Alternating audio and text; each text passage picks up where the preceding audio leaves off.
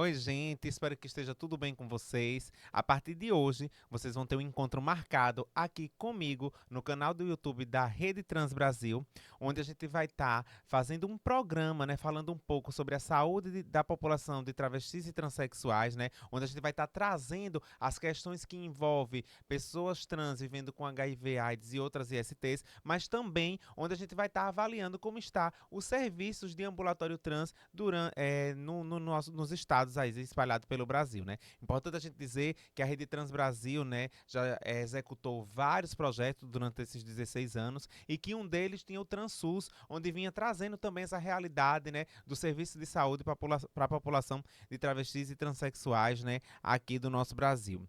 Hoje, né, a gente vai estar com alguns articuladores locais para a gente estar conhecendo um pouco melhor da realidade desses estados, né, sobre essas questões que a gente exemplificou aqui inicialmente. Importante deixar nítido que esse programa, que esse projeto é um programa em parceria da Rede Trans com o Fundo Positivo, para a gente estar trazendo o melhor para vocês que estão aí e vão estar nos assistindo a partir de hoje aqui no nosso programa Transpositividade.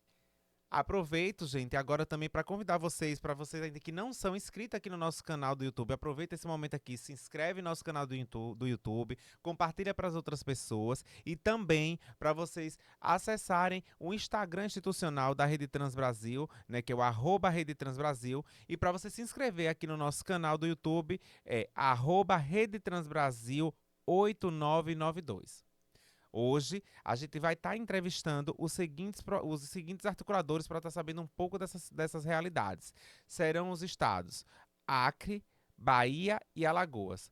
Eles vão nos mostrar um pouco, né, do trabalho desenvolvido nos CTAs e ambulatórios trans dos seus estados, para que assim a população possa conhecer um pouco mais de serviços disponíveis e possam cuidar, acessar a saúde com respeito e segurança. Agora vamos viajar lá para Alagoas para conferir a matéria que Cindy Belushi fez nos espaços de saúde para a população trans, para depois a gente debater um pouquinho como foi essa visita. Vamos para Alagoas? Olá, meu nome é Cindy Belucci, mulher trans, e estou aqui no Hospital Cidade Universitária Professor Alberto Antunes, e hoje o assunto é sério e necessário. Saúde da população trans e serviços oferecidos aqui no ambulatório trans. Venham comigo, venham entender um pouco mais. Pessoal, estamos aqui no CT Açaí, aqui, doutor Marcelo Bunjante, com a assistente social, doutora Jaise, que está aqui esclarecendo algumas perguntinhas para a gente a respeito do mundo trans aqui no CT Açaí. Doutora Jaise, eu vou fazer umas perguntas para a senhora e a senhora nos ajudar. É, Existe uma equipe treinada para acolhimento e abordagem afirmativa de identidade de gênero? A gente aqui faz esse tipo de abordagem, mas a gente não passou por nenhuma capacitação assim específica, não. A gente vai aprendendo com a rotina. Não passamos por uma capacitação. Ok. E como funciona o processo de acesso e atendimento, ao atendimento? E é necessário um encaminhamento? Não, você fala em casos positivos? Sim, casos positivos, se elas precisam de um encaminhamento, se elas já vêm encaminhada para Depende. cá. Se ela vier, geralmente vem encaminhada. Por quê? Ela passa no CTA, porque aqui a gente já é ambulatório de atendimento. O nosso CTA a gente prioriza gestantes e pessoas que a gente já atende aqui. Ah. Né? São poucos casos que a gente atende externo. Atende, mas é menos. Geralmente, quando vem, já vem com um teste rápido, reagente, e aí a gente acolhe e inicia o acompanhamento de acordo com o local de residência. Porque tem as referências, né? Aham, ok, entendi. Há políticas internas para o uso do nome social, respeito de identidade de gênero? A gente está fazendo isso, como eu falei para você, em relação a toda a equipe, mas sem uma capacitação externa. A gente agora resolveu, tem até a primeira conversa que eu tive com você, foi sobre esse levantamento que nós estamos fazendo. Porque eu acho que é um público muito invisibilizado, não pelo SAI em especial, pelas políticas sociais como um todo. Então, pelo menos eu desconheço quantas são atendidas aqui, quantas são atendidas no PAN. A gente está fazendo, não temos, é isso que a gente está fazendo, esse cadastro que a gente pediu o seu apoio. Mas pensa em fazer o levantamento. Nós estamos fazendo já, nós temos aqui 14 já, e a gente vai fazer uma entrevista com cada uma para poder organizar, fazer um fluxo de atendimento para as referências de acordo com as demandas. Ok.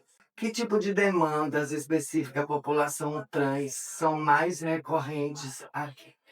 Aqui eu tenho percebido nessas entrevistas a questão do nome social, que muitas não fizeram ainda. A gente coloca o nome social direitinho, mas não fez ainda legalmente, né? A parte jurídica ainda não está feita. E a questão da hormonoterapia, que eu acho extremamente preocupante, porque fazem muito uso de silicone industrial e da maneira incorreta. E hoje a gente tem um ambulatório Harmonização sem ter especialista. sem acompanhamento nenhum, é de uma colocando na outra. Muitas porque não conhecem, né? Que existe o ambulatório trans para isso. Hoje já está mais.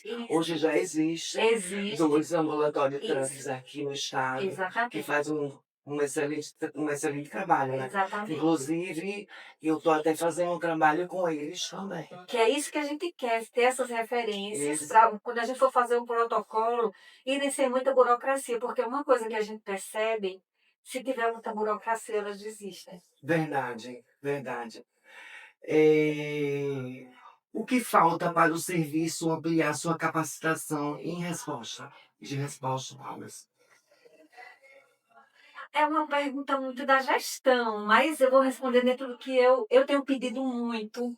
E eu estou fazendo pela internet, letramento, tudo que eu consigo, eu estou pegando.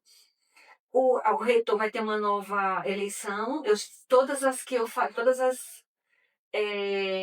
os debates que eu participei, eu sugeri essa questão da inclusão do público trans, da gente ser capacitado e da gente ter um olhar mais voltado para esse público, porque ele tem demandas muito próprias, muito específicas, e que a gente já tem como atender algumas, Aham, entendeu?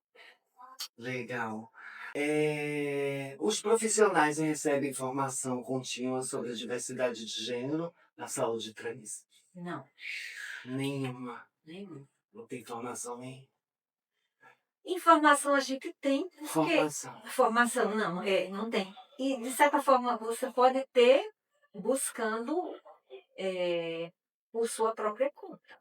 Mas assim, ter Não existe especificamente. institucionalmente, ter uma rotina que nos capacite, que nos dê uma formação, não, a gente está se formando no dia a dia. Ok. E como o serviço articula com as políticas públicas da saúde LGBTQIA+, serviços? Na verdade, a gente está buscando essa articulação. Claro que tem médicos que já encaminham para o ambulatório, encaminham para. Eu já encaminhei algumas para Casa dos Direitos, mas assim, eu acho muito pouco, é mínimo ainda. Eu acho que a articulação ela precisa acontecer. Inclusive, eu fui 2 vezes já no ambulatório, não pelo meu contato, fui lá. E eu fui 2 vezes, estava fechado, para ver se a gente começa a fazer essa articulação de forma mais efetiva.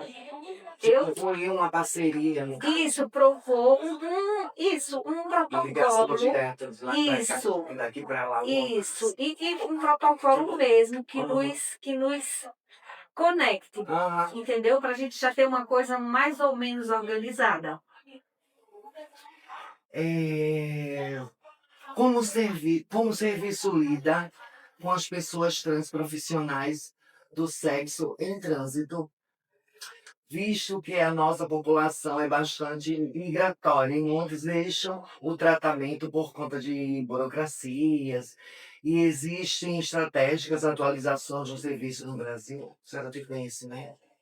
Eu vou falar mais ou menos o que eu sei aqui, né? Uhum. Da unidade. Isso. A gente tem aquele programa do viajante.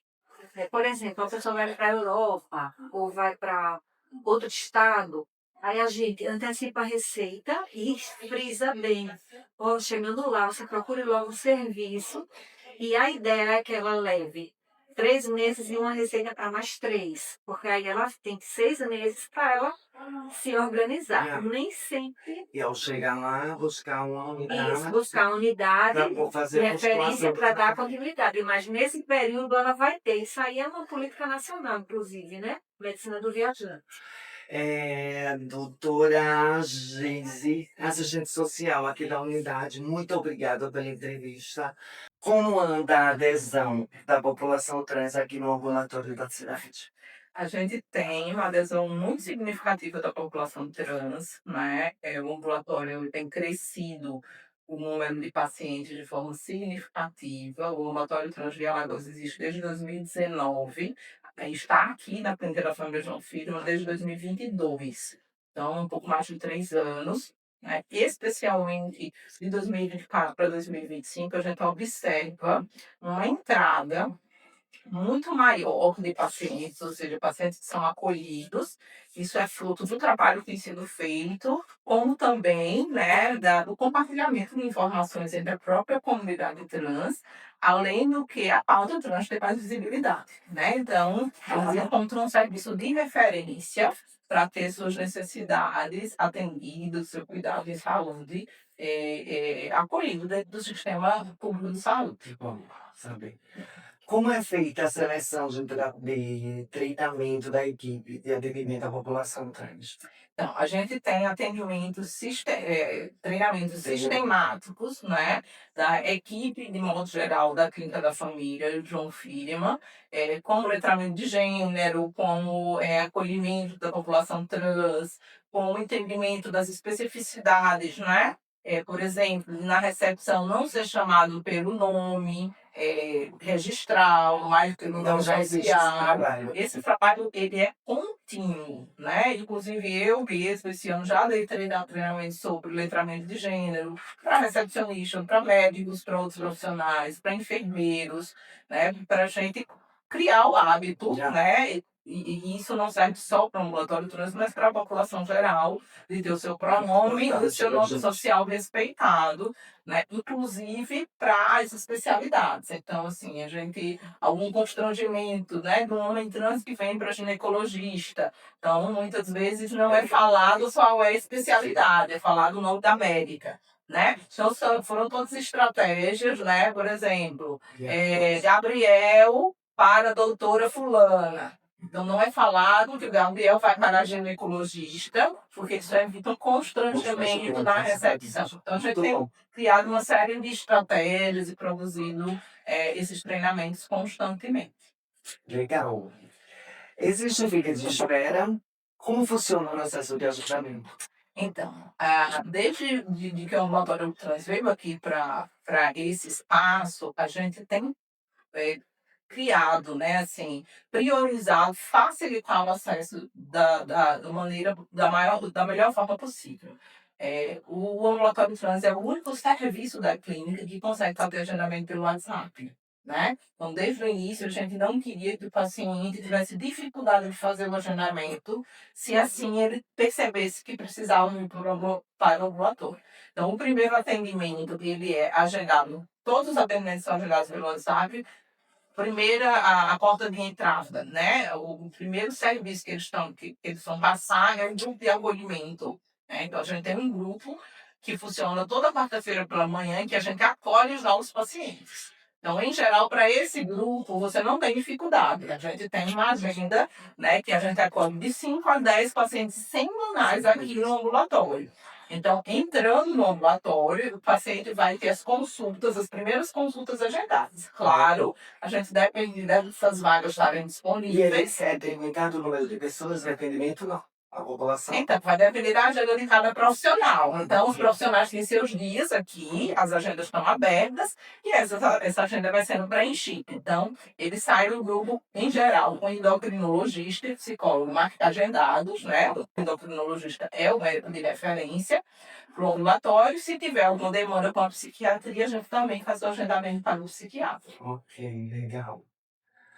A articulação com outra área da saúde, como psicólogo, endocrinologista, infectologista. Então, a articulação psicólogo e psiquiatra, a gente tem o próprio ambulador, então não vai para fora. Né? Faz Até parte. deixar também. Aqui também, na clínica, temos exercício do SAI. Então, quando a gente tem pacientes com demandas, né, de atenção à parte da infectologia, o SAI acompanha, né, para fazer testagem, fazer estresse, né, para fazer pacientes que já têm diagnóstico e que querem migrar para cá para fazer seu tratamento. A gente faz a dispensação da medicação, né, para quem é paciente HIV positivo, faz a dispensação da medicação aqui mesmo. Ok, legal. E com outras áreas, a exemplo da assistência social, segurança pública, educação e empregabilidade. Isso é um ponto bastante interessante, né? Porque como dentro dos serviços das políticas públicas, os ambulatórios de trans, de modo geral, iniciam, né? A saúde tem um protagonismo muito grande na garantia de direitos. Muitas vezes todas essas demandas vêm para cá, né? E a saúde sozinha ela não consegue tudo. Né? Eu costumo dizer que tem processos de sofrimento, né? Que são efeitos de processos de exclusão, de dificuldade de acesso a outros direitos. Então, a gente constantemente está se articulando, a assistente social do ambulatório faz essas articulações, a gente tem aqui muito próximo a Casa de Direitos, tem uma série de serviços para alteração do nome civil, tem um núcleo da Defensoria Pública, retirada de segunda via de documentos. Então, é um serviço que a gente troca muito, a gente tanto encaminha como eles encaminham para a gente. Né? A gente tem um grupo de apoio a pessoas trans que funciona uma vez por mês. Então, a gente sempre convida profissionais mais diversos de trabalho com violência, trabalham com famílias de pessoas trans, né? Que trabalham temas como masculinidades, endocrinologistas, profissionais de saúde que vão falar das repercussões do uso continuado, né, de a médio e longo prazo do uso do hormônio. Então, buscando informar e trabalhar também outras perspectivas do campo da saúde. Muito bem, estou muito feliz de saber de tudo isso. Então é isso, gente. Muito obrigada. Obrigada, doutora Bruna, psicóloga. Psicóloga que nos concedeu essa entrevista. E muito grato. A gente agradece. Então, gente, vocês conferiram aí comigo, né, como é que tá um pouco da realidade lá de Alagoas, né, do CTA SAI e também do Ambulatório Trans. Então, para estar falando aqui comigo, né, para a gente estar debatendo um pouco mais, fazendo algumas avaliações, eu vou estar convidando a nossa articuladora local lá de Alagoas, Cindy Belushi, nesse momento, para que a gente possa avaliar algumas questões. Cindy, tá aí? Sim, boa noite, Eduarda. Boa noite a todos e todas. Eu sou Cindy Belucci, mulher trans, e faço parte do Centro de Cidadania e Direitos Humanos VIA. E vou falar um pouco desde a minha chegada à entrevista com uma profissional. Cindy, antes de você desenvolver, né, aí sobre essas questões que a gente pode analisar aqui, primeiro eu queria só perguntar a você uma questão, como é a estrutura lá? É legal, é de fácil acesso, assim, né? Tem transportes que passam lá próximo, assim, para as pessoas chegarem lá nesse CTA SAI? Então, Maria Eduarda, ele está localizado no Trapiche da Barra, aqui, né, em Maceió. Então, é de fácil acesso, né, em questão de deslocamento para vários bairros, né, ônibus para vários bairros. Nesse sentido, eu senti facilidade no deslocamento, né, para elas se deslocarem. Que bom, Cindy. Porque quando a gente fala de acessibilidade, né, a gente fala, claro, com relação a pessoas vivendo com deficiência, a pessoas, né, que possuem algum tipo de deficiência, mas que a gente fala da acessibilidade de uma forma geral, né, para a população em geral, para chegar nesses espaços, né, se tem os coletivos, né, se é de fácil acesso para que as pessoas possam chegar nesse espaço, até porque a gente sabe, né, que há às vezes uma complexidade muito grande, né, principalmente para a nossa população de travestis transexuais, né, com relação à dificuldade financeira mesmo, para estar chegando em espaços em todos os espaços e nesses também não seriam diferente. E aí, Cindy, eu queria que você falasse um pouco, né, como foi a sua abordagem lá, primeiramente, né, vamos falar sobre o CTA-SAI, né, o que você conseguiu identificar, né, de dificuldade, né, mas que a gente fale também do lado positivo, né, do que você conseguiu identificar. Eu, inicialmente, né, até para a gente desenvolver de uma forma mais ampla, eu identifiquei assim uma coisa muito complexa que é a questão da falta de letramento dos profissionais com relação às pautas de pessoas trans, né, de travestis transexuais.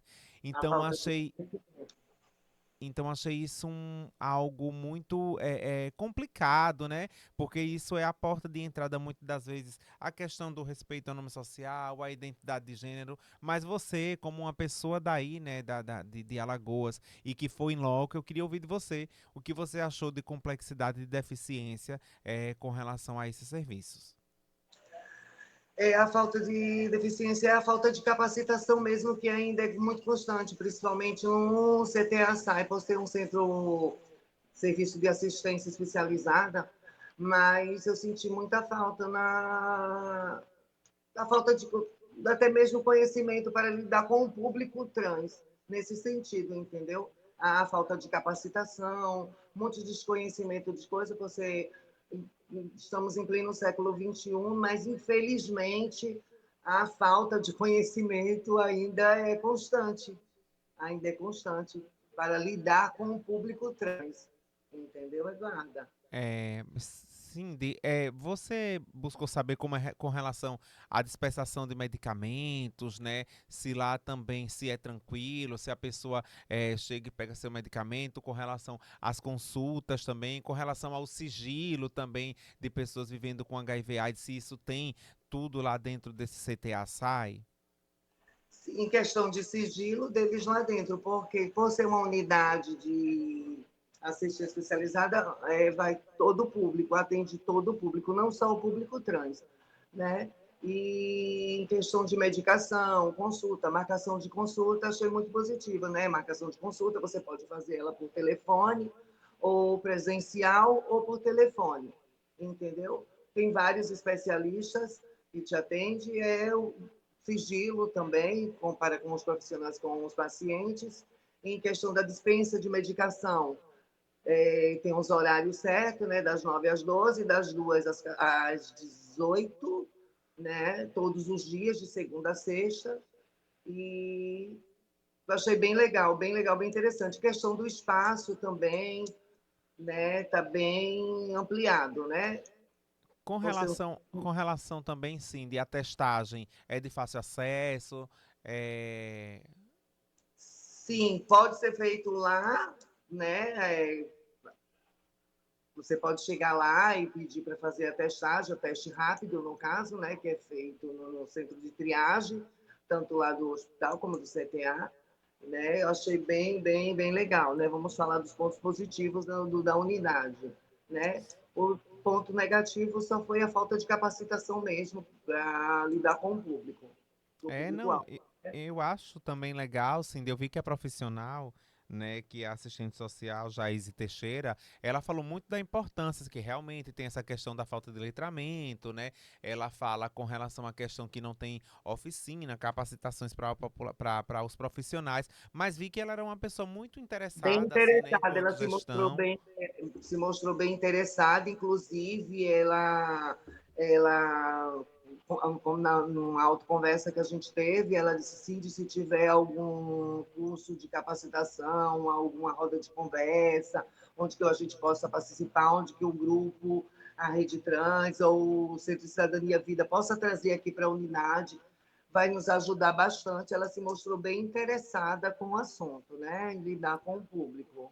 E isso é muito importante, sim, de você, enquanto articuladora local aí, né, como um movimento Sim, social, né, de depois propor realmente alguma roda de conversa, tentar fazer alguma sensibilização, capacitação para os profissionais, para que eles entendam um pouco melhor de como lidar com a nossa população, né, Cindy? Ela também falou, assim, da questão do uso indiscriminado de hormônios, né? Ela também falou sobre essa questão, falou também sobre a questão da utilização de silicone industrial, também achei interessante ela trazer, né, ela visualizar e entender o quanto isso é danoso para a saúde da nossa população. Então, assim, vi que ela tem realmente essa questão, e aí sim, também para você estar aí nos assistindo nesse momento, que esse projeto também depois ele vai virar um documento, um compilado de documentos, né, onde a Rede Trans vai cobrar realmente as gestões, né, para que melhore os serviços voltados para a nossa população, né, Cindy? A gente sabe que cada estado tem a sua realidade, tem a sua complexidade,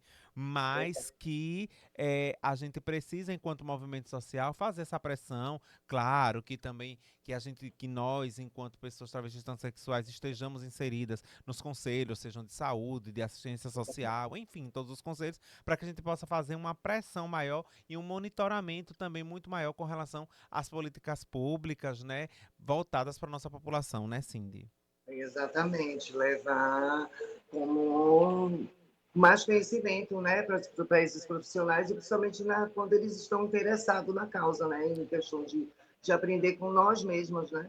Isso, e depois você recomenda aos profissionais, sim, desses lugares que você visitou, esse trabalho da Rede Trans, o TransSUS. Tem algo lá já impresso, depois você fala com a gente, né, que a gente passa para vocês, porque Ok. é importante que elas tenham conhecimento do que a gente conseguiu compilar através desse projeto. E aí, sim, eu queria saber de você também agora com relação ao ambulatório trans, né? Lá a psicóloga Bruna foi entrevistada e você pôde colher várias informações, e acho que esse é o momento que você vai trazer aqui, como a gente está falando do CTA SAI, mas que você traga também o que você achou de positivo e o que você achou de negativo nessa sua visita ao ambulatório trans. Então, a minha visita ao ambulatório trans, né? É,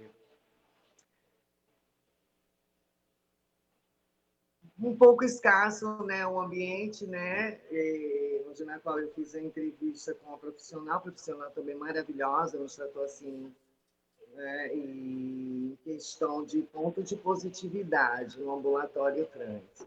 Uhum. Eles encaminham, né, apesar de eles lá oferecem os serviços de hormonoterapias, né, hormonoterapias, encaminha para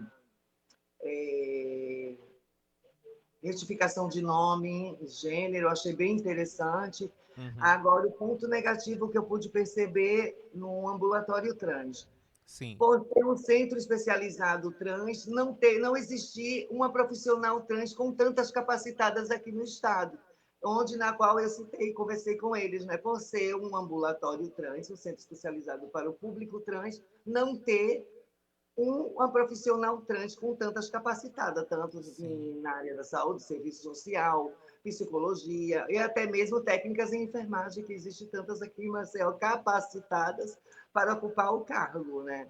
Sim, acho muito importante você ter feito essa visualização, porque nada melhor do que de nós falar para nós mesmos, né? A gente que sabe as nossas Exatamente. necessidades, as nossas realidades, e é claro que toda a estrutura, toda a conjuntura muda quando existe uma pessoa trabalhando num serviço de saúde como esse, inclusive de uma pessoa trans chegar ali e se sentir mais acolhida, porque ela se vê naquela outra profissional ou naquele outro profissional trans, né, sendo acolhida naquele momento, né? Então, assim, Exatamente. acho que eu acho que poderia depois haver uma recomendação, né, da gente enquanto movimento social, de vocês aí de Alagoas, né, pedindo que tivesse a contratação, né, eu sei que vão falar com relação à questão de concurso e tal, mas a gente sabe que quando há uma boa vontade, né, do governo, uma boa vontade da Exatamente. gestão de colocar uma pessoa trans trabalhando nesse espaço, a gente sabe o que acontece. Então, assim, eu acho que realmente é uma visualização muito legal do que você fez, mas também a gente, como você falou aí, parabenizar realmente,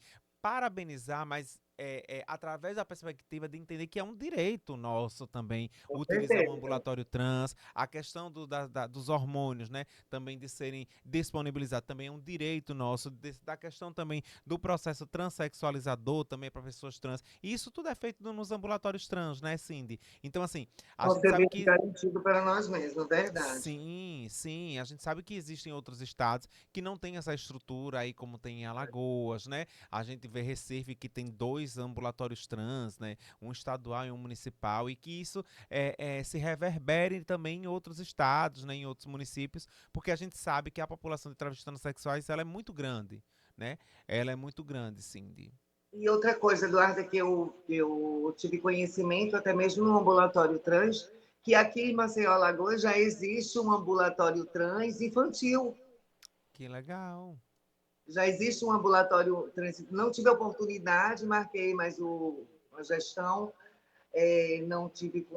Tivemos um contratempo, não deu para me encaixar neste trabalho. Uhum. Né? O ambulatório trans infantil, que aqui em Maceió, Alagoas, já existe, e eu não tinha conhecimento, eu mesmo não tinha conhecimento do ambulatório trans infantil, Que né? bom, Cindy. Ela Esse ela é. dizer, com autorização dos pais, com autorização dos pais, E entendeu? que bom, Cindy, porque esse programa, né, que a gente está fazendo aqui agora, né, através da Rede Trans em parceria com o Fundo Positivo, ele é um programa que ele é extramuros, ele vai chegar para outras populações, né? Ele não é um programa só voltado para a população de travestis transexuais. Então, às vezes, algum pai, alguma mãe, algum avô, alguma pessoa de maior tem um filho, ou uma filha, um filho trans e não sabe, né, aí em Alagoas, aí em Maceió, por onde começar, né? E aí é muito bom saber depois, sim, é bom você divulgar onde fica esse endereço, né? A gente vai, é importante também a gente deixar nítido aqui que a gente vai deixar nas nossas redes sociais, né, na rede social da Rede Trans, mais precisamente no Instagram, um carrossel onde existem os CTAs, onde existem os ambulatórios trans, por exemplo, de Maceió, né? A gente vai ter Bahia aqui, aliás, de Alagoas, a gente vai ter aqui Bahia hoje também, a gente vai ter Acre aqui provavelmente também. Então a gente vai ter um carrossel, Cindy, né, lá no Instagram, indicando os endereços com os contatos necessários, inclusive esse é ambulatório trans infantil, né? Esse ambulatório para crianças e adolescentes, para que pais, né, responsáveis que tenham interesse, né, de estar cuidando de uma forma mais consciente do seu filho ou do seu adolescente, da sua criança, né, vai poder estar acessando esse espaço, né, Cindy? Sim, sim.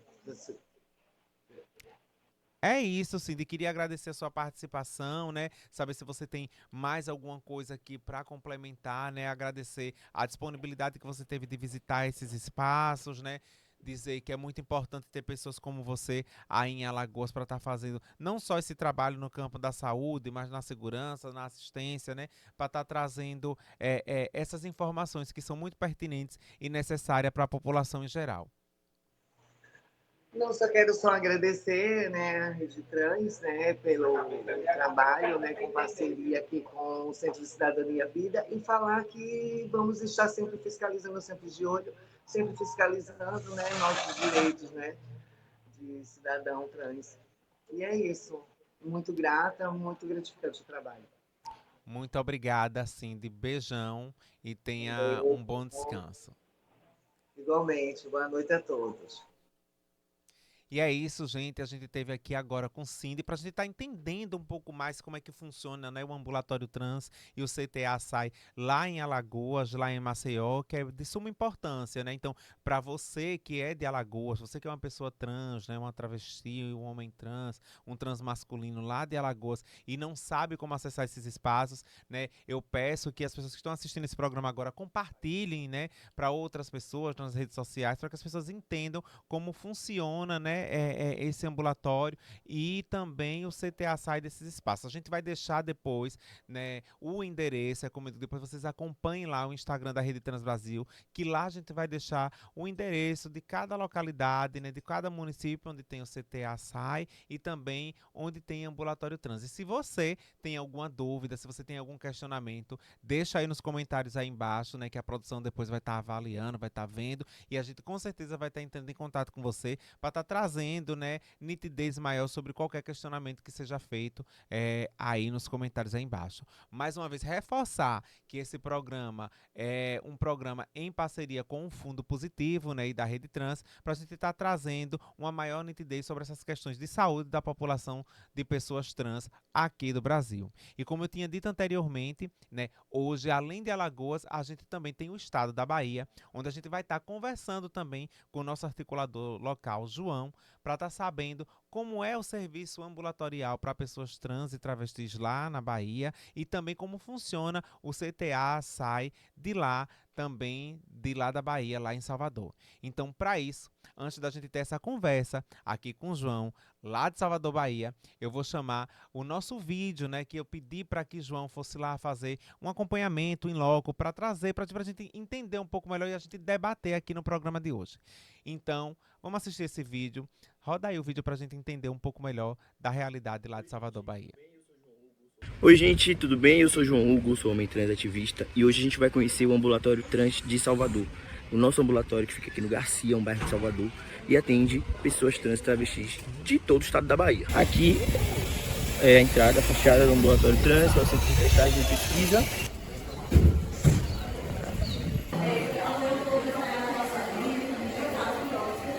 Olá, tudo bem? Eu gostaria que você se apresentasse, falasse quem é você, a importância do seu trabalho e aonde estamos nesse momento.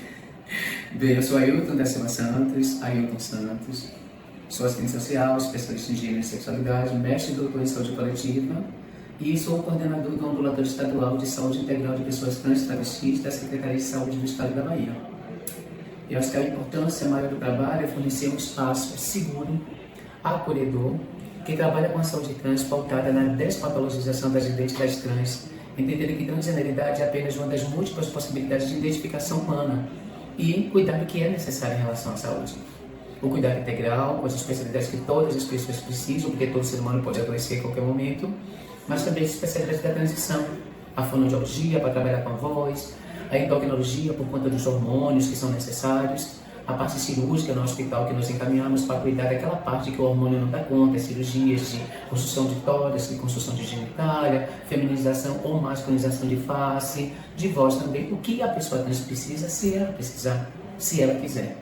Nós estamos agora em um centro de referência, é um centro de referência estadual em saúde sexual. Aqui dentro tem 4 ambulatórios, é um centro estadual. A Secretaria de Saúde do Estado da Bahia tem vários centros de referências, UPAs, policlínicas, hospitais, maternidade, unidade de emergência, que cobrem os 417 municípios do Estado da Bahia. Esse é um centro de referência estadual. Aqui dentro tem minimamente 4 grandes ambulatórios e 3 ambulatórios menores. Nós temos o ambulatório de PrEP, que é o uso do comprimido do Truvada para prevenção de HIV.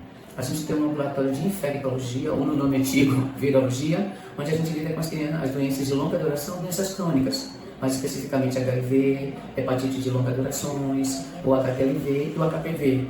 E a gente tem um ambulatório de IST, para clamídia, sífilis, gonorreia, né, algumas hepatites de curta duração e outras ISTs agudas, que com um tratamento mais curto conseguem remissão. Mas também temos ambulatórios de pessoas trans e travestis. Esses são os 4 ambulatórios maiores. E aí tem um ambulatório de tuberculose, né, que é específico, como co-infecção de pessoas vivendo com HIV, e um ambulatório também de gestação de alto risco. Aí pensando mais as mulheres cis que estão vivendo com HIV e o cuidado necessário nessa gestação e parto. Esses são os nossos maiores ambulatórios aqui. E o meu papel é assegurar que as pessoas trans, travestis, binárias ou não binárias consigam ter atendimento integral. Não importa se ela é uma pessoa trans vivendo ou não com HIV, se ela é de transidentidade masculina, de transidentidade feminina ou não binária, mas que as suas demandas de saúde sejam cuidadas. Se é uma pessoa que tem vulva, que tem útero e que pode gestar, que a gente aqui também cuide disso, que a gente encaminhe, que faça seguridade de saúde reprodutiva. Se é uma pessoa trans, de identidade trans masculina ou feminina, uma travesti, um homem trans, uma pessoa não binária, uma pessoa trans masculina, não importa a diversidade de identidade, quer fazer a PrEP para se prevenir, não contrair HIV em alguma relação não pensada ou desprevenida. A gente também tem um ambulatório, a gente tem essa conexão de um ambulatório com outro, e o próprio ambulatório trans oferta a PrEP. No ano passado, nós ficamos de junho a dezembro em um projeto chamado PrEP Trans, que era PrEP para as pessoas trans dentro do ambulatório trans. Foram 14 capitais no Brasil todo, nosso ambulatório também participou, e quando chegou em dezembro do ano passado, foi lançado pelo GAT, que é o do Ministério da Saúde, um protocolo específico de como conduzir a PrEP com pessoas trans. E nós fizemos parte desse projeto. Então, se for necessário PrEP, a gente tem interface. Se é uma pessoa que está com qualquer IST, a gente faz o diagnóstico, a gente cuida, a gente trata, que a gente tem uma farmácia com os medicamentos. Se é uma pessoa que está vivendo com HIV ou HTLV ou com doença crônica, ela fica cadastrada aqui e a gente também faz todo o acompanhamento. Isso sem ter nenhum impacto na transição. A gente tem trabalhado muito em como é que a gente vai conduzir esse cuidado quando a pessoa está fazendo a harmonização a vida inteira. E quando ela tem alguma comorbidade, algum adoecimento, como é que a gente cuida, principalmente se usa algum medicamento, que envolva PrEP ou TARV, né, para as pessoas vivendo com HIV. Então a gente lida muito com isso. Também tem as questões de saúde mental, já que aqui é a saúde integral. Você tem TEA, TDAH, ansiedade ou qualquer sofrimento social por conta da transfobia estrutural, inclusive também institucional. Então a gente tem um trabalho muito grande para trabalhar os direitos das pessoas trans, travestis, binárias e não binárias no SUS e garantir que esse espaço seja um espaço de acolhimento, um espaço de respeito, mas do que tudo, um espaço seguro. Ailton, essa introdução é muito importante, né, para a gente entender todo o processo de construção desse espaço. Porque a gente sabe que pessoas trans circulam sempre nesse ambiente que também lida com questões de IST, HIV e outras infecções, né, que não são sexualmente transmissíveis, que a gente acha que são, né, mas as pessoas podem se infectar de qualquer forma, seja uma seringa contaminada, uma tatuagem, o uso de droga e etc. Mas eu queria entender especialmente como surge o ambulatório trans. Como foi o processo de fundação, como foi esse processo de reunir esses profissionais, quais são as especialidades que são atendidas no ambulatório trans, enfim, conta um pouquinho pra gente esse processo. Veja só, minha vivência com pessoas trans remota há mais de 20, quase 30 anos, né? Eu hoje estou com 59 e eu sou um profissional de saúde do SUS desde os meus 19 anos, tem muito tempo, né? Eu sou um assistente social. E durante o mestrado e o doutorado, as minhas pesquisas, nas especializações, foi sempre discutindo questões de saúde da população trans, travesti e vendo as demandas, né, dessas pessoas. E no doutorado eu discuti sobre isso, né, sobre cuidados com a saúde integral e transição das pessoas trans. E aí, o estado da Bahia, até aquele momento, eu já tenho 11 anos que terminei o doutorado, né, terminei em 2014, nós não tínhamos um ambulatório na Bahia. Eu fiz o doutorado na UERJ, no Instituto de Medicina Social, no Rio de Janeiro, lá já tinha um ambulatório, eu acompanhei a experiência e disse como é que seria um ambulatório em Salvador. Uma das coisas que a gente acompanhava muito nas entrevistas com as pessoas trans é que elas queriam um ambulatório, que elas tinham noção do que ela queria, de como deveria ser um serviço acolhedor. E aí eu percebi que não dá para fazer um ambulatório trans sem pessoas trans, em todo o processo transversal, da construção do projeto, da apresentação. Eu, quando voltei do Rio de Janeiro para a Secretaria de Saúde do Estado, a gente começou a pensar em um local que fosse viável para poder estabelecer um ambulatório, um local que tivesse profissionais que já tivesse contato com pessoas trans. Não se eles entendiam muito de transgeneridade, mas minimamente o contato cotidiano. E aí a Secretaria de Saúde, a assessoria, né, o gabinete, apontou o CEDAP, esse centro que estamos hoje aqui conversando, como aquele que mais atendia pessoas trans. Claro, é um centro, como eu disse, de saúde sexual, né? Então atendia mais pessoas trans com IST, com HIV, com qualquer alguma coisa ligada à saúde sexual. Mas pelo menos elas estavam vindo aqui, principalmente as mulheres trans e as travestis. Então ele foi apontado como esse lugar. A ideia que eu tive não veio uma coisa minha, uma coisa de pensar junto com a população trans, é que a gente começasse com reuniões, com oficinas, e que trouxesse pessoas trans, que trouxesse um homem trans, uma mulher trans, uma travesti, uma identidade trans feminina, um homem trans, para que eles mesmos falassem por si. A gente identificou um homem trans, um comunicador, um ativista social e uma moça trans que também estava. Né? Eu sei, né? Claro, gente, é o João Hugo. E também uma moça trans que era psicóloga, agora está fazendo doutorado em Cariana em Sena, que foram os focalizadores do início do ambulatório, né? E não só do início, do que durante muito tempo. Nós fizemos um conjunto de oficinas, de reuniões com os funcionários todos que estavam no CEDAP. Vale destacar que isso foi em finalzinho de 2015 e ainda um pouco de 2016. Né? Então lembrar que eles dois são precursores de um ambulatório que vai fazer 10 anos em janeiro de 2026 e a gente seguiu fazendo essas oficinas para poder descobrir quem queria estar no ambulatório trans. Então teve essa oficina para descobrir quem são as pessoas trans e quem apresentou foram pessoas trans. Não foi um conceito construído por mim, que sou uma pessoa cis, aliado, dedicado, muito sensível, mas eu não sou trans. O meu aprendizado por convivência é muito bom, as pessoas já são bem interessantes, mas a transgeneridade não passa na minha carne. Então, trazer as pessoas trans, travestis, os homens trans e as mulheres trans travestis para falar por si, foi a nossa decisão, o nosso modelo de implantação. Depois veio as oficinas profissionalizantes, com enfermagem, serviço social, farmácia, a parte das especialidades médicas, a psicologia, e nós procuramos trazer sempre uma pessoa trans que tinha uma formação. Uma enfermeira trans, uma assistente social trans, uma farmacêutica trans, alguém da enfermagem trans, alguém da fisioterapia trans, da nutrição trans, para que essas oficinas nós pudéssemos reunir essas racionalidades de pessoas cis que estavam motivadas e dedicadas a cuidar de pessoas trans dentro do SUS, mas de pessoas trans que sabiam o que era viver a transgeneridade, seus problemas, suas dificuldades e como elas queriam ser cuidadas dentro do SUS, o que elas achavam que era importante em relação a nome social, a pronome, as figuras de banheiros de espaço, a questão da nominação das partes dos corpos, como dizer, né? Desde lá já incomodava a ideia da camisinha feminina, do preservativo masculino, e a gente já ficava discutindo desde lá um preservativo para pênis, um preservativo para vagina, e não entendo esse medo de dizer pênis e vagina, isso é um nome técnico, e pelo menos só são genitalias, não definem pessoas.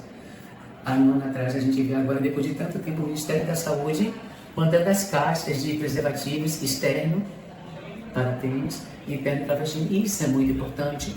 Desde 2017, 18, 19, 20, porque é bem recente esses novos preservativos, a gente achava difícil. Como é que a gente poderia falar para uma travesti, se proteja, use seu preservativo, porque é importante para você, e eu entrego para ela uma caixa de preservativo masculino. Ela é uma pessoa trans feminina, tem identidade feminina. Como é que eu vou falar para uma rapaz trans, uma pessoa trans masculina, uma pessoa não binária, agênera? Se proteja, porque é uma pessoa que tem vulva e eu boto preservativo feminino, se essa não foi identidade dela. Então essas barreiras para prevenção também estavam ali. Isso tudo a gente foi aprendendo com pessoas trans. Hoje eu tenho uma coordenação, que eu tenho 3 mulheres trans e uma rapaz trans. É pouco, muito pouco, mas já faz um diferencial muito grande no entendimento da transgeneridade, da necessidade da construção do processo. Agora nós lutamos para ter um ambulatório com gente na assistência, enfermeira, assistência social, psicólogo, médico, fono, físico, que também seja trans. Isso não se trata de excluir pessoas cis, empáticas e aliadas.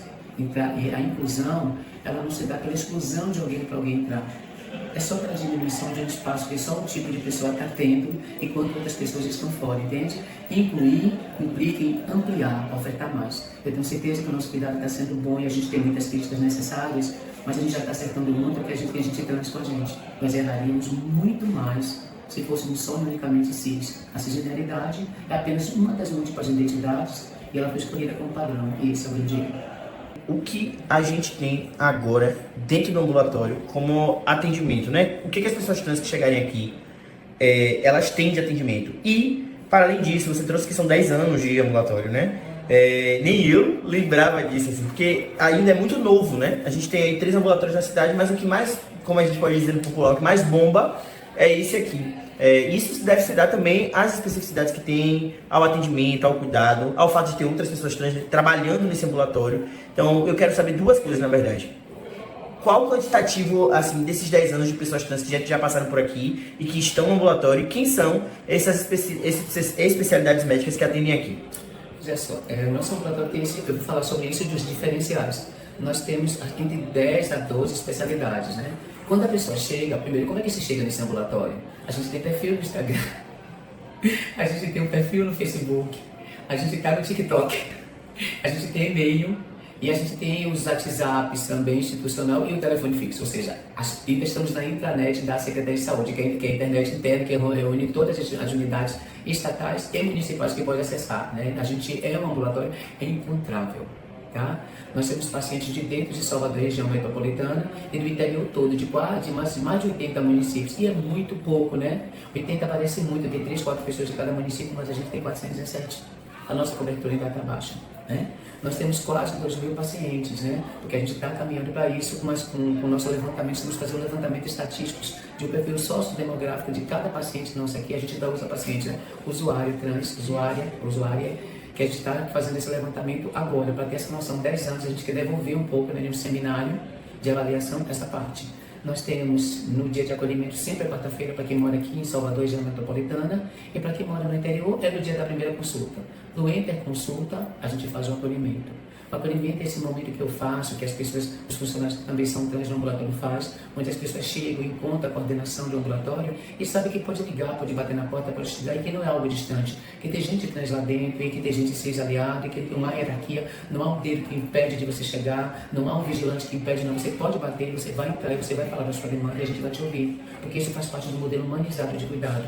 No dia do acolhimento, as pessoas sabem quais são os seus direitos e deveres. Nós entendemos que muitas pessoas trans nunca estiveram no SUS e quando tiveram, a experiência foi péssima. Então elas precisam saber também como é que funciona esse lugar que sempre excluíram elas, ou então que maltratou quando ela tentou acessar. Então a gente tem agora um folder, toda pessoa ganha um folder com seus direitos e deveres, canais de comunicação, ganha também um painelzinho, né, do tamanho ofício, dizendo o itinerário que ela vai caminhar, quais são as primeiras consultas, como é que funcionam essas consultas, por que elas são importantes, que exame é feito e por que eu preciso fazer essa consulta para fazer outras especialidades.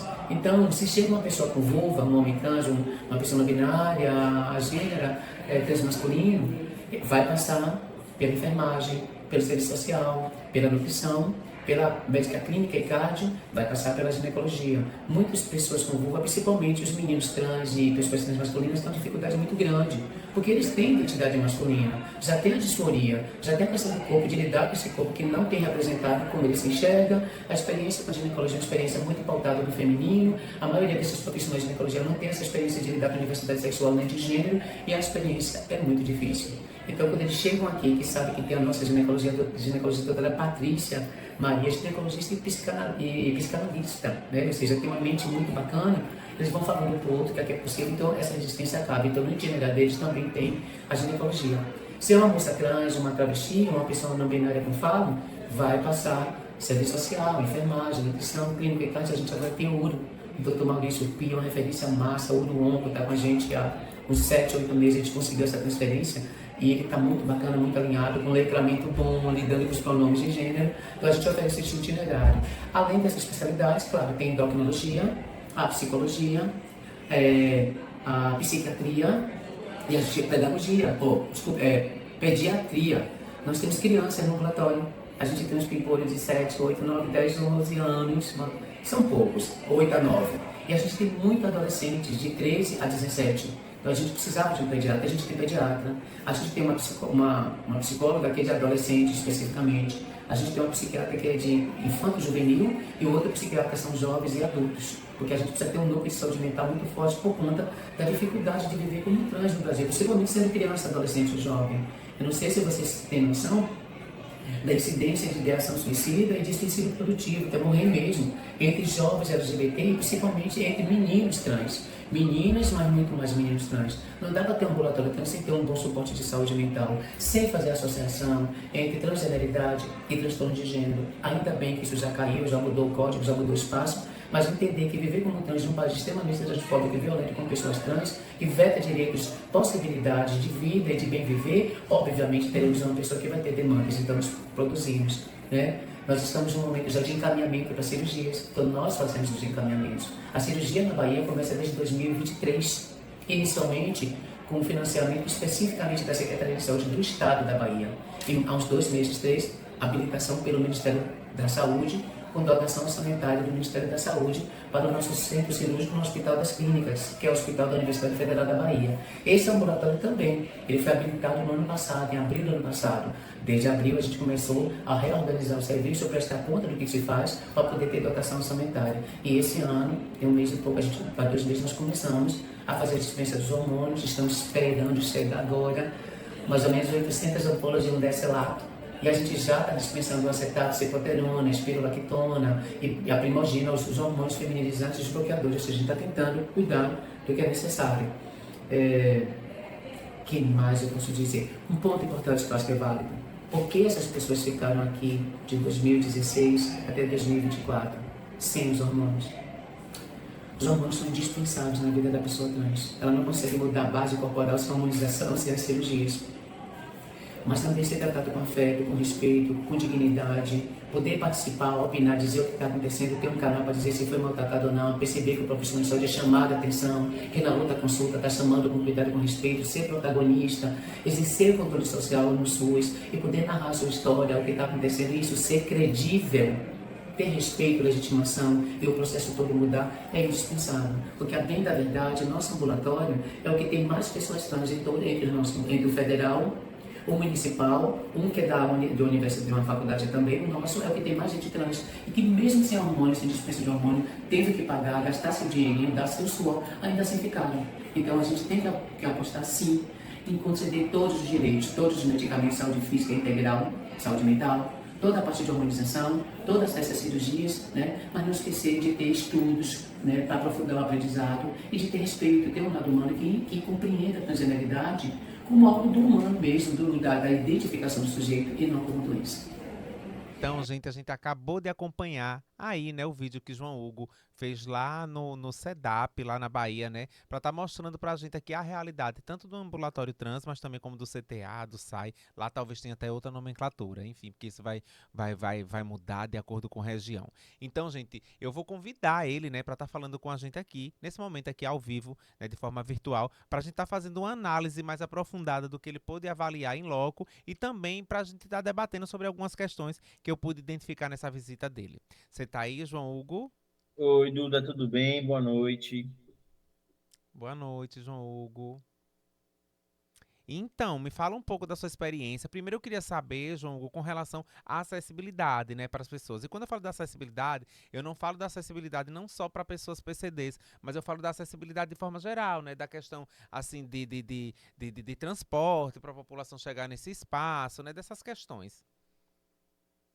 Olha, o ambulatório trans e o SEDAP, né? Porque o ambulatório trans fica dentro do SEDAP, que é um centro de testagem, enfim, de pesquisa, etc. Isso fica no centro da cidade, então, assim, as pessoas trans conseguem acessar facilmente esse local, porque é um local no centro, então tem transporte para todos os lugares da cidade. Aqui em Salvador, a gente tem metrô, ônibus, BRT, então, assim, a gente não tem uma questão com deslocamento. E, ainda assim, as pessoas também que moram no interior têm TFD, né, que é o tratamento fora de domicílio, então elas conseguem acessar tranquilamente tanto o ambulatório, que fica dentro do SEDAP, quanto o SEDAP. Eu acho que questão de acessibilidade não é o problema. O próprio coordenador mesmo, quando a pessoa não consegue, ele dá um jeito, ele manda o transporte. Então, assim, a falta de acesso ao espaço por mobilidade urbana não existe. Que massa, assim, é tão bom, João Hugo, ouvir quando você traz essas questões assim para você.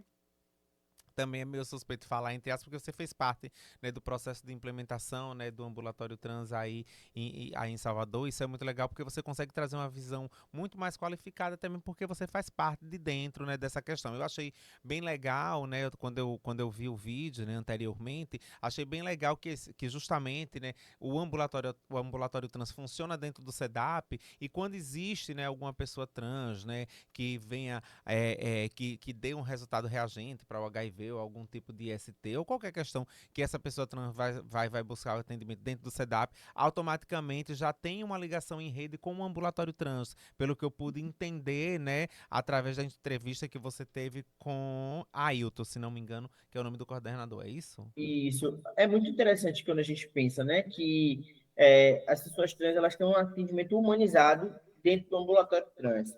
Mas quando elas chegam nesse espaço, que é o espaço geralzão para todas as pessoas, sejam elas LGBTs ou não, porque o SEDAP é o Centro Estadual de Diagnóstico e Pesquisa.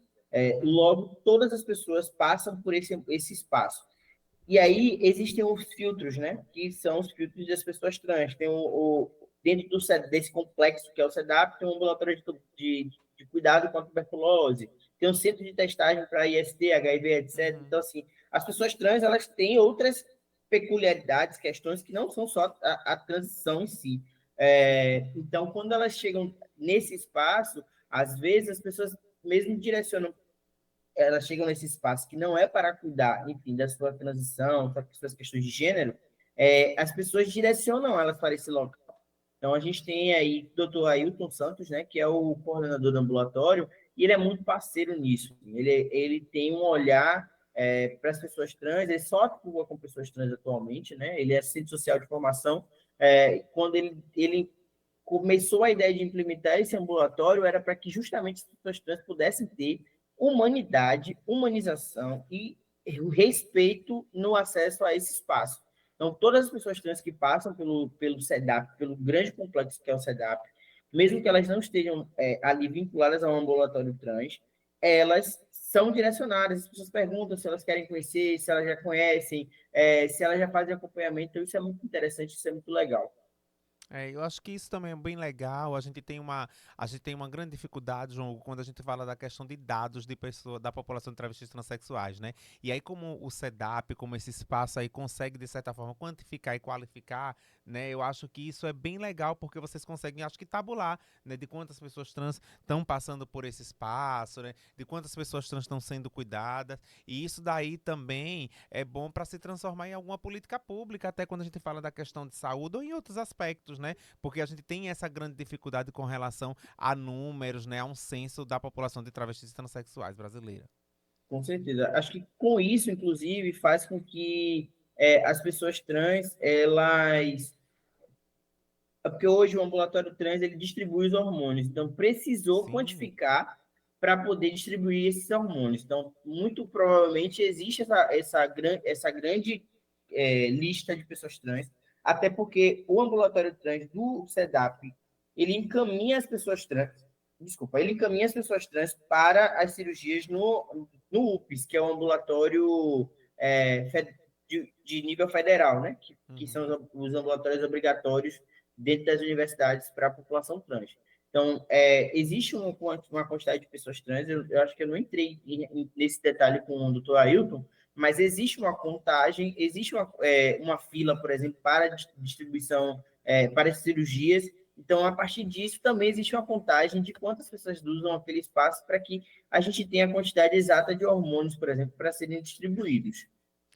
Vou falando na questão de hormônios, João, eu queria saber também como é com relação à distribuição do medicamento de pessoas que vivem com HIV/AIDS. Se tem a questão de sigilo, né? Se é de uma forma tranquila, o que é que você pode identificar com relação a essa questão?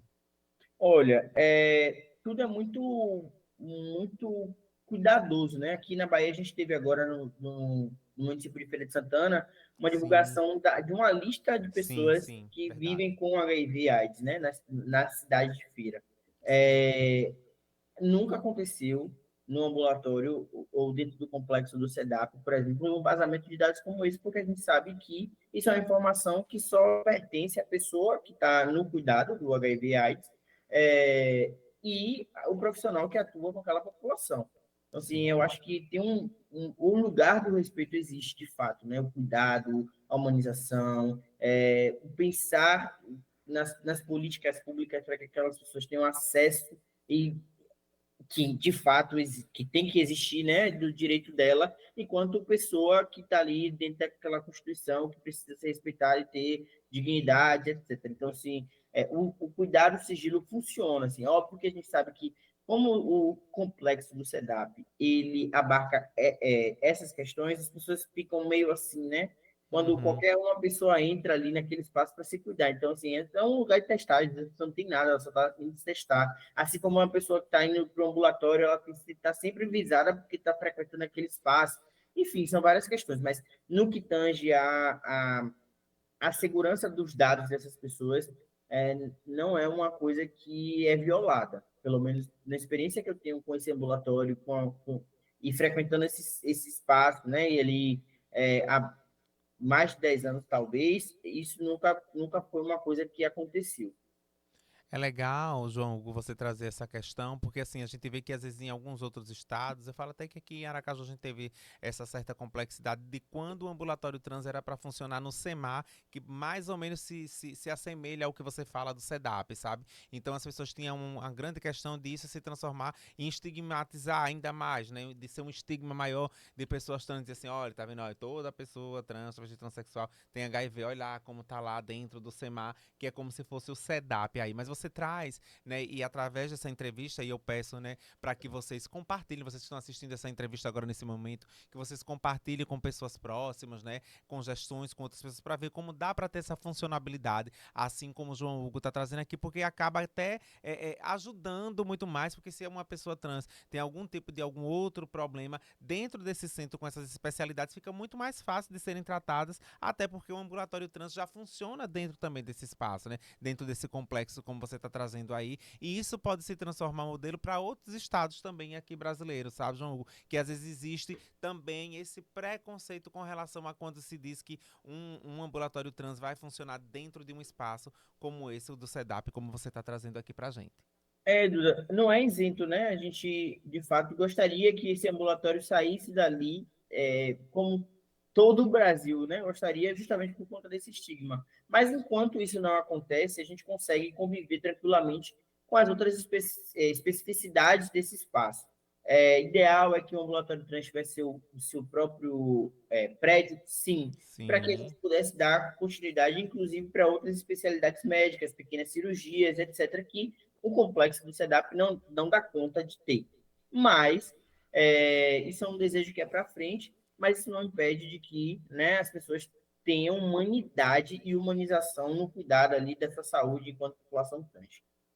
E assim, mais uma vez também, João Hugo, que a gente já está se encaminhando para o final da nossa conversa, parabenizar, né, o Ailton, assim, pela sensibilidade, pela questão como ele toca, né, a forma que ele fala, muito respeitosa e cuidadosa quando ele vem falar das pessoas travestis e transexuais, como ele tenta, de certa forma, interseccionar todas essas questões, ele fala também da retificação de nome de gênero, da questão do cuidado, da hormonioterapia, né, das pessoas vivendo com HIV/AIDS e outras ISTs, então achei muito interessante que ele tenha um cuidado, né, de uma forma muito respeitosa e profissional, né, mas para além disso que a gente fale também que isso é direito nosso, né, na verdade, para que as pessoas não pensem assim, ah, não, ele trata assim, não, é entender também que ele tem essa questão da sensibilidade da humanidade e desse processo de humanização de pessoas trans e travestis, porque entende um pouco da nossa complexidade, mas que as pessoas trans também se sintam munidas desse direito, que é o acesso livre, legal e integral à saúde da nossa população.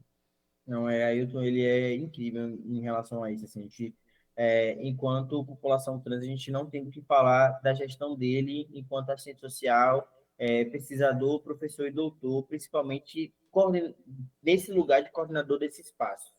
Ele é realmente, ele é multidisciplinar no cuidado. Isso, e até para deixar nítido aqui para as pessoas que estão nos assistindo agora, né? Na maioria dos lugares a gente pediu que tivesse representante do CTA, do SAI, do Ambulatório Trans Mais. Especificamente no estado da Bahia, a gente tem uma pessoa que, de certa forma, permeia por esses dois espaços, né? Transita por esses dois espaços de uma forma muito legal e que por isso que ele teve propriedade, né, e prioridade também para estar falando, porque ele realmente entende um pouco da realidade, um pouco, eu falo um pouco na questão, assim, porque só sente mesmo quem sente na pele, mas por ele não ser uma pessoa trans, ele entende muito bem, né, da complexidade que a nossa população passa nesses espaços de saúde. É isso, João Hugo, agradecer a sua presença, né, parabenizar pelo vídeo, ficou bem nítido, né, sobre as questões que a gente queria estar abordando aqui. Dizer também que a gente vai deixar disponível depois, né, lá no nosso Instagram, na nossa rede social, né, um carrossel disponibilizando lá na Bahia, onde tem CTA, onde tem ambulatório trans, com os números, onde quem buscar, também alguma entidade, né, ou alguma pessoa que faça esse trabalho de militância lá na Bahia, porque se alguém precisar de algum atendimento, já sabe onde vai poder buscar. É isso, obrigada, João Hugo. E Eu pode que fazer suas agradeço, gente. considerações. Eu agradeço mais uma vez, estou à disposição para novos diálogos. É isso, um beijo grande e espero que todos os lugares possam ter um ambulatório como a gente tem aqui em Salvador, né, na Bahia. Brigadão, brigadão, brigadão mesmo, João Hugo. Até mais. É. Então, gente, a gente pôde acompanhar como é a realidade lá na Bahia, né? Que legal a gente ter uma experiência tão benéfica como a gente tem na Bahia, né? De ter um espaço onde funcionam, né? Simultaneamente, tanto esses serviços, né? Voltado ao ambulatório trans, mas também as pessoas vivendo com HIV, AIDS ou outras ISTs, né? E que isso funciona de uma forma, assim, muito legal, até porque tem uma pessoa na gestão que entende a complexidade e traz essa humanização desses corpos de pessoas trans para espaços como esse. Então é isso, assim, achei muito legal e que outros estados possam estar se inspirando, né, em experiências como essa, para que venha dar certo mesmo, para que a gente venha cuidar de fato da saúde integral de pessoas travestis e transexuais. E dizendo isso, né, a gente também vai analisar um pouco da realidade do Acre, né, que a gente falou com a nossa articuladora local, lá Antonella, que ela fez um vídeo bem legal para a gente estar debatendo aqui um pouco também sobre a realidade tanto do ambulatório trans lá do Acre, mas também do CTA, do SAI, lá do Acre também, para que a gente possa estar vendo de que forma a gente pode estar trazendo algumas novas estratégias ou de forma que a gente venha realmente avaliar como está sendo o serviço ofertado lá para a população de travestis transexuais. Agora vamos lá para o Acre? Me chamo Antonella Albuquerque, né?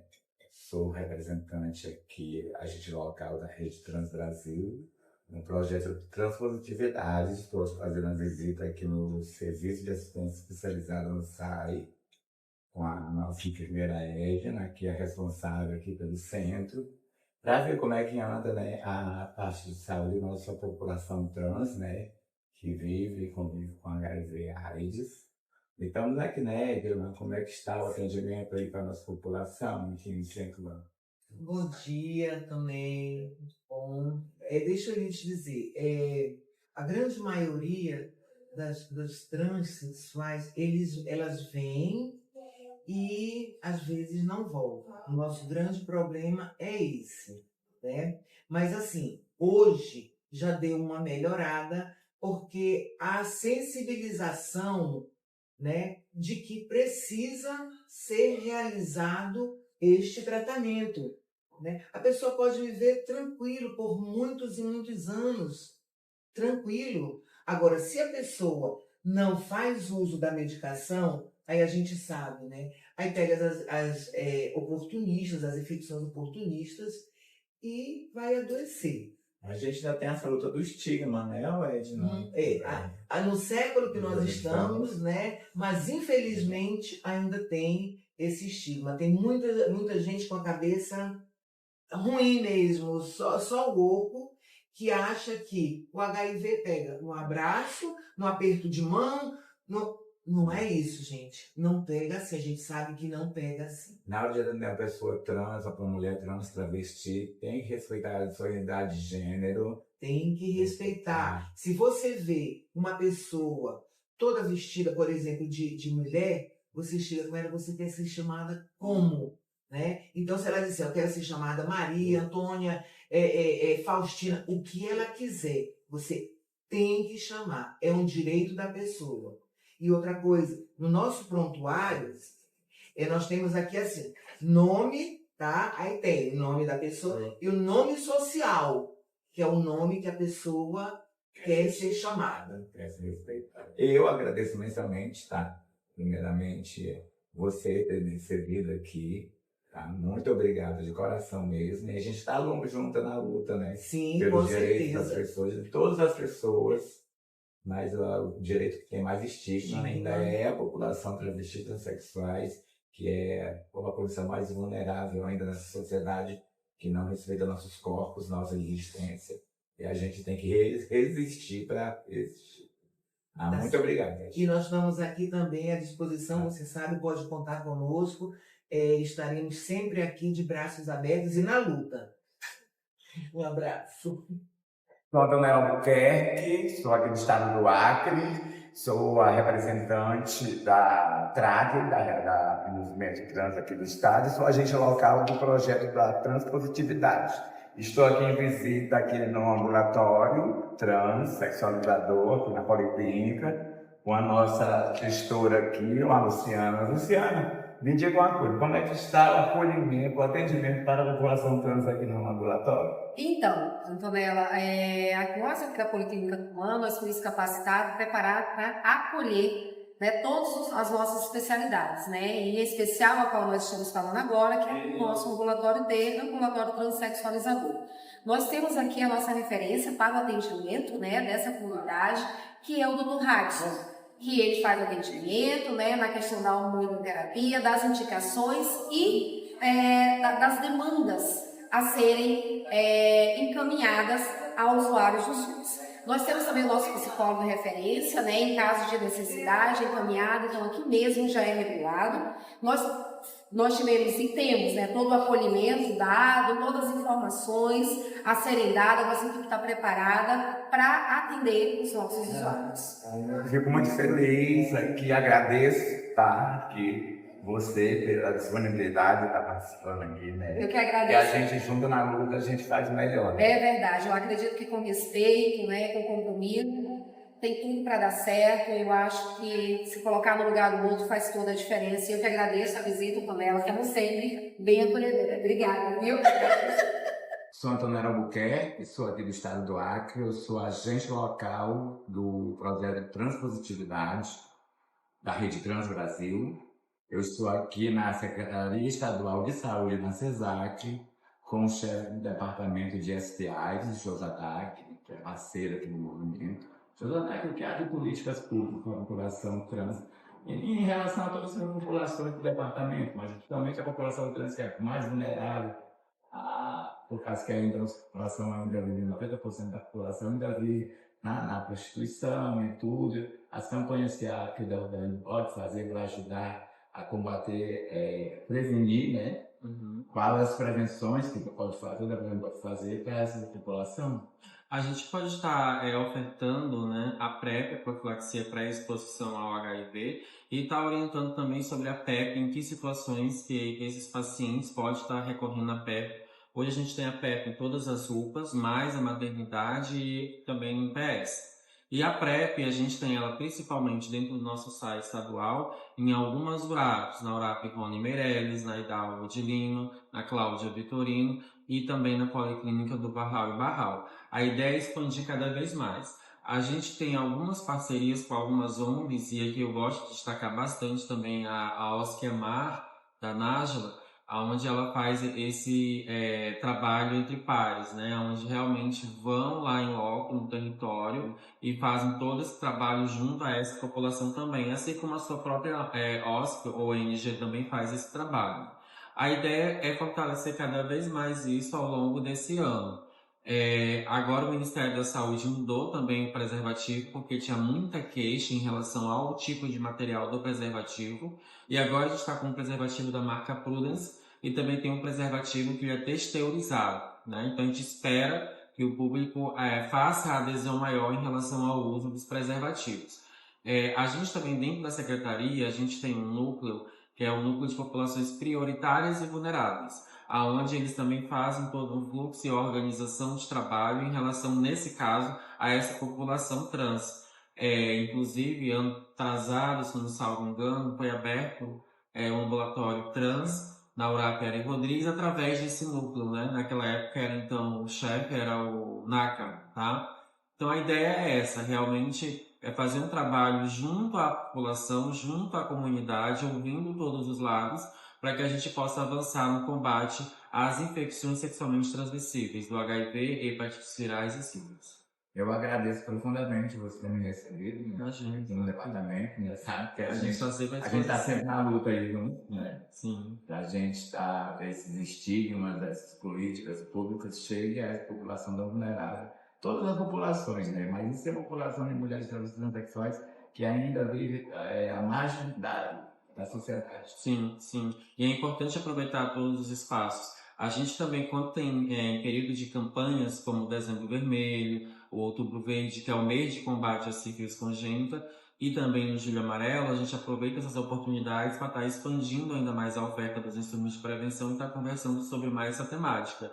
Esse ano também o Núcleo participou diretamente do Carnaval e também da Expo Acre, onde nós estávamos entregando preservativos, inclusive eu entreguei pessoalmente, inclusive vi algumas mulheres trans, e foi bem interessante o contato que a gente teve ali naquela feira de exposição. Tá? Então a ideia realmente é essa. Muito obrigado.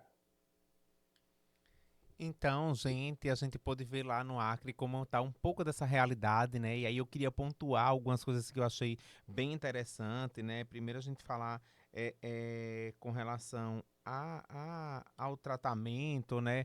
Que trouxe lá com relação ao CTA, ao SAI lá do Acre, né? Eu acho que vocês deram para identificar quando a profissional ela fala assim, elas não aderem ao tratamento, né? Não conseguem. A gente também tem que fazer uma análise de como é que está sendo esse serviço lá, né? Será que essas meninas elas estão sendo acolhidas de fato como deveriam ser, né? Será que não tem alguma questão do estigma, né? Do preconceito, né? Isso em outro momento Antonella vai poder trazer para a gente de uma forma mais nítida, né? Sobre essas questões, porque às vezes as pessoas não aderem ao tratamento, não estão nesses espaços por conta realmente do preconceito, né? Desse sistema de exclusão que acontece em todos os lugares. Com relação ao ambulatório trans, pelo que se dá para entender, é algo meio que recente, então eles ainda estão em formatação, em formulação, mas dá para ver que está sendo encaminhado, né? Que está sendo está sendo efetivado, né, de alguma forma, e isso é muito importante, porque realmente em todos os estados, todos os espaços, precisa ter um ambulatório específico para pessoas travestis e transexuais,